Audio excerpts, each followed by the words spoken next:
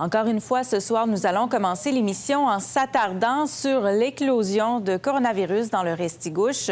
Le nombre de personnes atteintes par la COVID-19 ne cesse d'augmenter au foyer de soins spéciaux, le manoir de la vallée d'Atholville, qui est devenu l'épicentre de la pandémie dans la province. Bon, Michel, les autorités rapportent 4 nouveaux cas aujourd'hui, 2 résidents, 2 employés.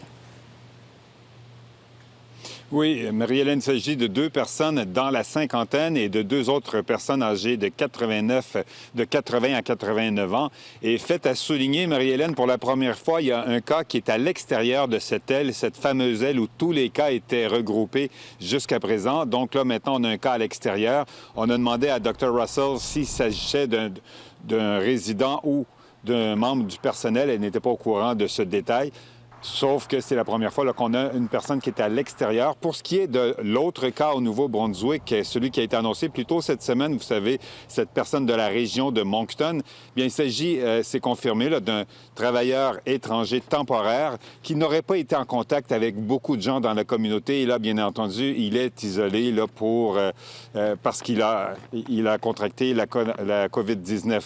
Pour ce qui est du manoir, la Mme Russell, Dr. Russell, explique que tout est fait là, par différentes équipes pour s'assurer de contrôler le plus possible, le plus qu'on peut finalement avec les moyens qu'ils ont, cette pandémie. Chaque personne dans la résidence est isolée dans leur propre chambre à ce moment-ci. Et toutes les procédures nécessaires pour continuer à les soigner et les employés de Extramural, Ambulance Nouveau-Brunswick, la santé publique, Horizon, Vitalité, développement social et aussi les travailleurs de l'équipe originale de la vallée de la Manoire. Ils travaillent tous ensemble pour faire certain que tous les gens sont soignés comme il faut et isolés comme il faut et ils portent les habits protectifs chacun. Par ailleurs, Michel, le gouvernement vient tout juste de modifier sa loi sur les mesures d'urgence.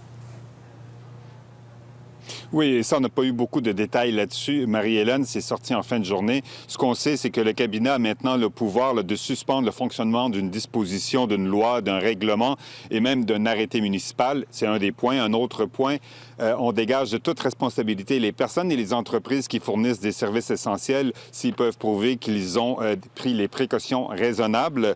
Et on augmente aussi à 5 000 $ les amendes pour les entreprises dans le cadre justement des règlements sur le contrôle de la COVID-19.